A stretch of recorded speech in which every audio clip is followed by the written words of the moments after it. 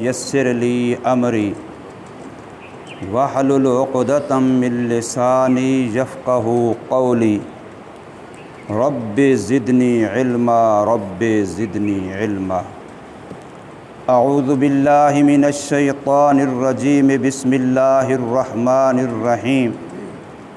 क़ाल नक्किरू लहा अर्शहा नंज़ुर अतहतदी अम तकूनु मिनल्लज़ीना ला यहतदून। फ़लम्मा जाअत क़ील अहाकज़ा अर्शुक क़ालत कअन्नहु हुवा व ऊतीनल इल्म मिन क़ब्लिहा व कुन्ना मुस्लिमीन व सद्दहा मा कानत तअबुदु मिन दूनिल्लाह इन्नहा कानत मिन कौमिन काफिरीन। क़ील लहा उद्ख़ुलिस सरहा फ़लम्मा रअतहु हसिबतहु लुज्जतन व कशफ़त अन साक़ैहा क़ाल इन्नहु सरहुम मुमर्रदुम मिन क़वारीरा क़ालत रब्बि इन्नी ज़लमतु नफ़्सी व अस्लमतु मअ सुलैमान लिल्लाहि रब्बिल आलमीन। सदक़ल्लाहु मौलानल अज़ीम।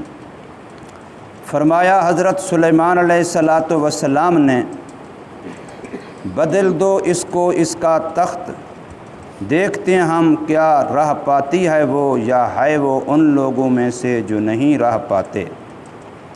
बस जब आई वो कहा गया क्या ऐसा है तेरा तख्त?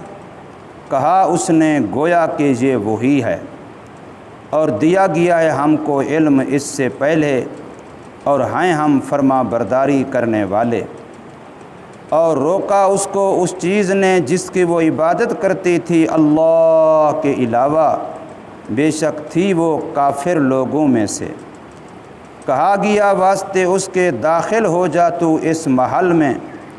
बस जब देखा उसको गुमान किया उसको गहरा पानी और खोल दिया अपनी पिंडलियों से। फरमाया बेशक वो ऐसा महल है जो जड़ा गया है शीशों से। कहा उस औरत ने आए मेरे परवरदिगार, बेशक मैंने अपने आप पे जुल्म किया और मुसलमान होगी मैं सुलेमान अलैहिस्सलाम के साथ उस अल्लाह के लिए जो तमाम जहानों का परवरदिगार है। मलका बिल्कीस के किस्से की आखिरी ये चंद आयतें आप हज़रात के सामने पढ़ी गई हैं। आयत नंबर 41 से लेकर के आयत नंबर 44 तक। इसमें हज़रत सुलेमान अलैहिस्सलातु वस्सलाम ने जब उसका तख्त अपने पास उठवा लिया और ये भी पता चला कि अब वो बमाए अपने अरकान हुकूमत के आ रही है, तो फिर हज़रत सुलेमान अलैहिस्सलातु वस्सलाम ने दो काम किए। पहला काम जिसका ताल्लुक़ उसके इल्म और रूहानियत से है, अल्लाह के साथ ताल्लुक़ से है, खर्क़ आदत से है, कि उसका अर्श उठवा लिया था।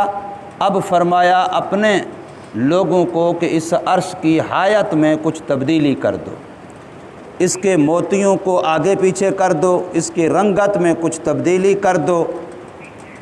तो उस अर्श को, उस तख्त को कुछ बदल दिया गया, रंग के लिहाज से, कुछ मोती जवाहरात के लिहाज से।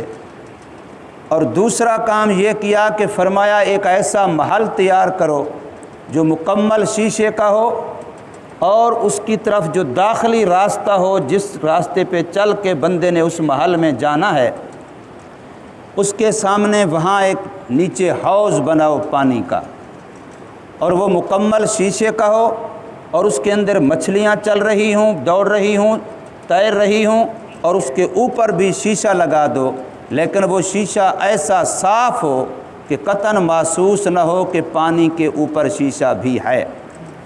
और उस महल में दाखिली रास्ता उसके अलावा और कोई नहीं था। अब जब वो औरत बमाए अपने अरकान हुकूमत के पहुँच गई तो हज़रत सुलेमान अलैहिस्सलातु वस्सलाम ने पहले तो उसका अपना तख्त उसके सामने पेश कराया और फिर उससे पूछा गया क्या तेरा तख्त भी ऐसा है? तो उसने पहचान लिया और कहने लगी गोया कि ये वही है। चूँकि मामूली सी तब्दीली तो हो चुकी थी, इसलिए ये नहीं कहा गया कि क्या यही तेरा तख्त है, اور اس نے بھی یہ جواب نہیں دیا کہ یہی میرا تخت ہے، بلکہ پوچھا بھی یہ گیا کیا تیرا تخت ایسا ہی ہے؟ تو اس نے جواب میں بھی وہی کہا گویا کہ یہ وہی ہے۔ اور پھر دوسری جو محل تیار کیا تھا شیشے والا، تو اس کو کہا گیا کہ اب اس محل کے اندر تم داخل ہو، چاہے اس نے جتنا عرصہ وقت وہاں گزارنا تھا اس کی آرام کے لیے وہی جگہ تھی یا اس کی ابتلا کے لیے تھی، اس کا دنیا کا غرور توڑنا تھا۔ عام طور پر دنیا دار پیسے والے کو دنیا کا، پیسے کا، چیزوں کا، نقشوں کا بڑا نشہ ہوتا ہے، اور وہ اس کے مقابلے میں کسی غریب کو کسی کھاتے میں سمجھنے کے لیے تیار نہیں ہوتا۔ تو اس کا مالی غرور بھی توڑنا تھا کہ اس محل میں داخل ہو جا۔ اب جب وہ جانے لگی دیکھا اور تو کوئی راستہ ہے نہیں اور سامنے پانی ہے۔ اب پانی کے اندر سے جانا ہے، اس کو یہ محسوس نہیں ہوا کہ اس پانی کے اوپر تو شیشہ ہے۔ تو اس نے اپنا کپڑا سمیٹا، جس سے قرآن کہہ رہا ہے کشفت عن ساقیہا، اس نے گویا اپنی پنڈلیوں سے کپڑا ہٹا لیا کہ پانی کے اندر جو داخل ہونا ہے۔ تو پھر اس کو بتایا گیا کہ یہاں پانی کے اوپر شیشہ ہے۔ تو پھر اس کو پتہ چلا کہ واقعی اللہ نے حضرت سلیمان علیہ السلام کو جو روحانی طاقت دی ہے کہ اتنا بڑا میرا عرش اتنی محفوظ جگہ سے 1 سیکنڈ میں یوں اٹھوا لیا، یہ اس کی ایسی خرق عادت، خلاف عادت کوئی طاقت ہے جو انسانی طاقت سے ماورا ہے۔ انسان چاہے کوئی جتنا بڑا طاقتور ہو جائے، بڑا صاحب فن ہو جائے، بڑا سے بڑا ہنر مند ہو جائے، اتنی طاقت، ایسا ہنر اس کے پاس نہیں کہ اتنا بڑا تخت جو کئی تالوں، کئی دروازوں کے اندر بند ہو اور وہاں سے اٹھوا لیا جائے، کوئی تالا، کوئی دروازہ بھی نہ ٹوٹے نہ کھلے اور نہ کوئی دیوار گرے، اور اتنا بڑا تخت بھی بہر آ کے 1 سیکنڈ میں اتنی مسافت دور پہنچ بھی جائے اور اس میں پھر ایسی تبدیلی بھی کر دی جائے، تو یہ کوئی خرق عادت ہے؟ یہ ایسی قدرت اور قوت کی بات ہے جو انسان کی بساط سے مافوق ہے۔ اور دوسرا یہ کہ اللہ نے دنیا کے لحاظ سے اس کو اتنا کچھ دیا ہے کہ میں تو سمجھ ہی نہیں سکی، حالانکہ وہ بھی اپنے اس وقت کے لحاظ سے امیر ترین لوگوں میں سے تھے، امیر ترین ملک کی وہ ملکہ تھی، امیر ترین قوم کی وہ ملکہ تھی۔ ان کی اس وقت کی مالی لحاظ سے، ترقی یافتہ ہونے کے لحاظ سے طوطی بولتا تھا، لیکن اس کو مبہوت کر کے رکھ دیا۔ وہ حیران رہ گئی کہ اللہ نے ان کو جو دنیا کی نعمتوں سے نوازا ہے وہ ہمارے بس میں نہیں ہے۔ اب اس سارے قصے میں ہمیں کیا پیغام دینا مقصود ہے؟ اس وقت کے مشرکین مکہ کو کیا پیغام دینا مقصود تھا؟ اس میں اگر غور کیا جائے تو سارے اس قصے سے 3 باتیں مقصود تھیں۔ پہلی بات یہ کہ جب اتنی بڑی دولت مند، اتنی بڑی حیثیت والا حضرت سلیمان علیہ السلام اپنی مال و دولت پر گھمنڈ نہیں کرتا، بلکہ وہ اللہ کا فرما بردار بنتا ہے اور اللہ کا ایک عاجز بندہ بنتا ہے، اللہ کی مخلوق کا خادم بنتا ہے، اور اتنا بڑا خادم بنتا ہے کہ پرندے ہدہد کا بھی اسے خیال ہے اور اللہ کی کمزور مخلوق چیونٹی کا بھی اسے خیال ہے۔ تو پھر میں اور آپ کون ہیں؟ اور مکے کے سرداروں، چودھریوں، تم کیا ہو کہ تم اپنے مال کی وجہ سے محمد صلی اللہ علیہ وسلم کا کلمہ نہیں پڑھ رہے، اپنی چودراہٹ کی وجہ سے نہیں پڑھ رہے؟ تو ذرا حضرت سلیمان علیہ السلام کو تو دیکھو، اس سے بڑے تم مالدار آ گئے ہو، اس سے بڑے تم چودھری اور سردار آ گئے ہو، ذرا اس کو تو دیکھو۔ تو یہ سمجھانا مقصود ہے کہ کہیں انسان مال کے نشے میں اور چیزوں کے نشے میں آ کر کے اللہ کے تعلق سے محروم نہ ہو جائے۔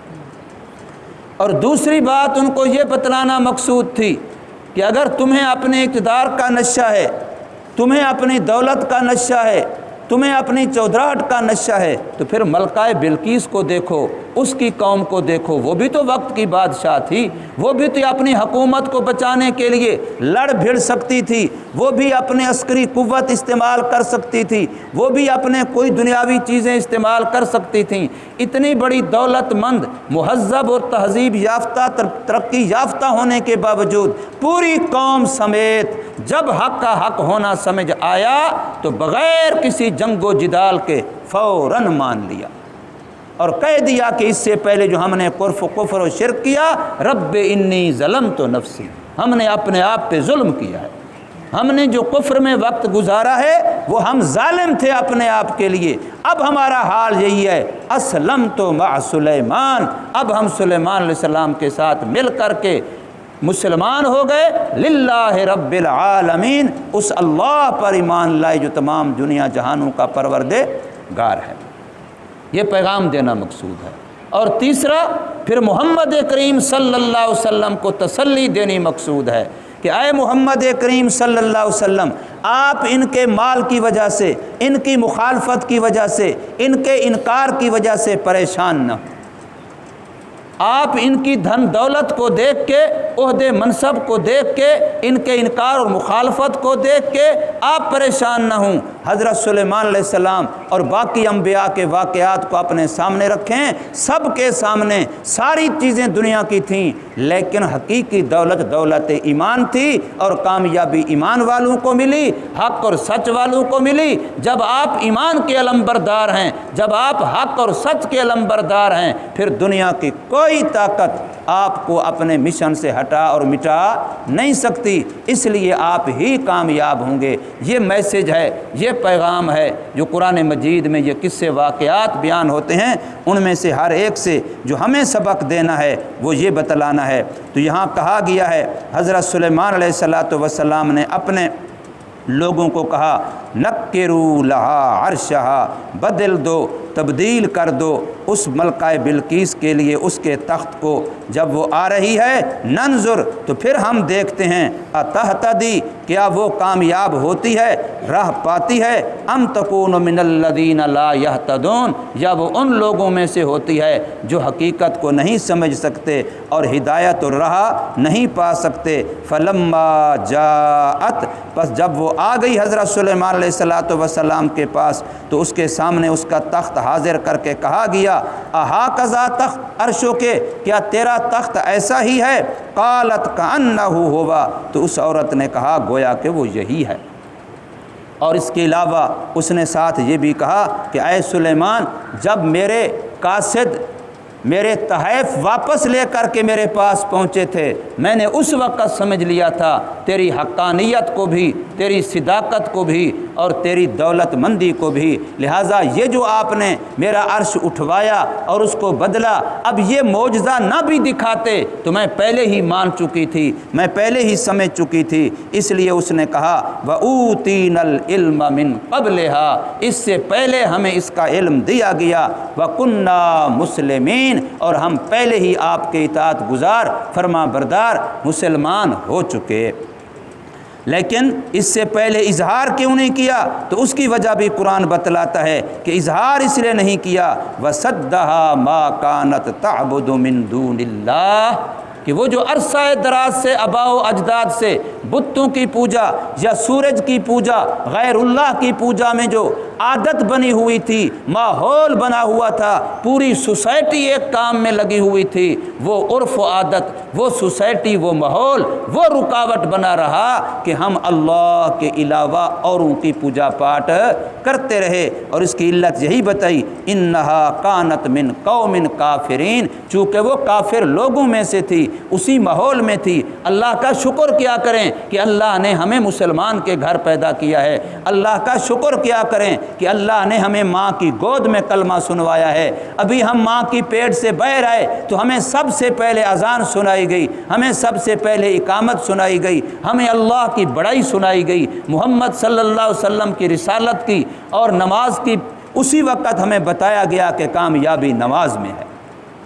ابھی نماز فرض تو نہیں ہوئی، ابھی تو چند گھنٹے ہوئے بچہ پیدا ہوا ہے، لیکن اس وقت بھی بچے کے کان میں کہا جاتا ہے کہ حیا علی الفلاح، حیا علی الصلاح، اس وقت بھی صلاح اور فلاح کی دعوت دی جاتی ہے یہ اسلام کی برکت ہے، یہ اس قرآن کلمے کی برکت ہے، اس لیے اس کا شکر کریں۔ ورنہ جب بندہ کسی گندے ماحول میں ہوتا ہے، کسی برے ماحول میں ہوتا ہے، نکلنا چاہتا ہے بیچارہ پر نکل نہیں سکتا۔ کتنے سارے لوگ آپ کو ایسے ملیں گے کہ جب ان کو نیک ماحول ملتا ہے کسی اللہ والے کے پاس، کسی ذکر کی مجلس میں، قرآن و حدیث کی مجلس میں، تو ان کی آنکھوں سے آنسو بہنے لگ جاتے ہیں اور وہ رونے لگ جاتے ہیں کہ ہم کس دلدل کے اندر پڑے ہوئے ہیں، کہاں گندے ماحول میں پڑے ہوئے ہیں۔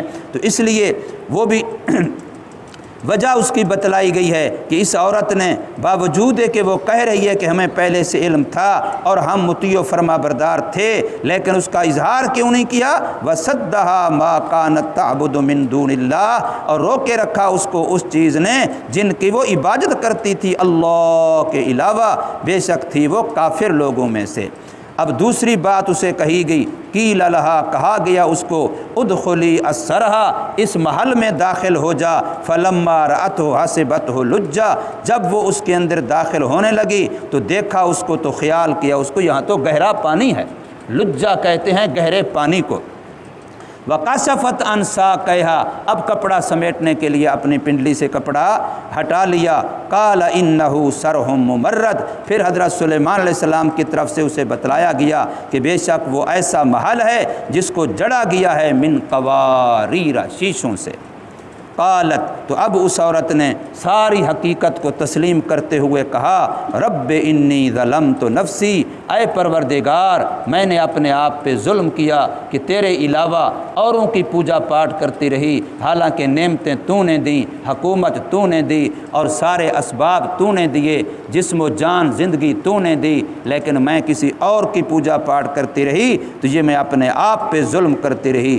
اب اعلان ہے وَأَسْلَمْتُ مَعَ سُلَيْمَانَ، میں مسلمان ہو گئی حضرت سلیمان علیہ السلام کے ہاتھ پر، للہ رب العالمین، اب میں نے اپنا سب کچھ حوالے اور سپرد کر دیا اس ذات، اس اللہ کے جو تمام جہانوں کا پروردگار ہے۔ قرآن مجید میں ملکہ بلقیس کا قصہ اتنا ہی ہے۔